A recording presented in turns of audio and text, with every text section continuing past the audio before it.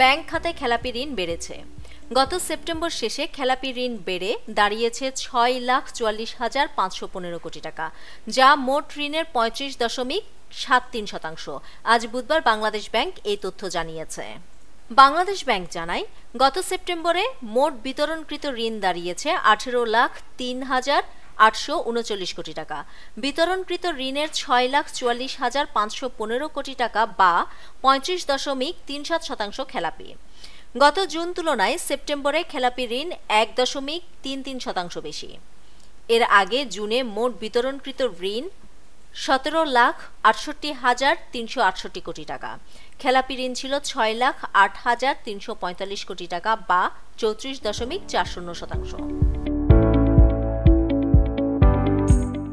গত জুনে রক্ষিতব্য প্রভিশন ছিল 4,46,661 কোটি টাকা। সেপ্টেম্বর রক্ষিতব্য প্রভিশন দাঁড়ায় 4,74,597 কোটি টাকা। জুন তুলনায় সেপ্টেম্বরে রক্ষিতব্য প্রভিশন বেড়েছে ২৭,৯৩৬ কোটি টাকা। গত জুন রক্ষিত প্রভিশন ছিল 1,26,940 কোটি টাকা। সেপ্টেম্বর রক্ষিত প্রভিশন দাঁড়ায় 1,30,366 কোটি টাকা। গত জুন তুলনায় সেপ্টেম্বরে রক্ষিত প্রভিশন বেড়েছে 3,425 কোটি টাকা। এছাড়া গত জুন প্রভিশন ঘাটতি ছিল 3,19,720 কোটি টাকা।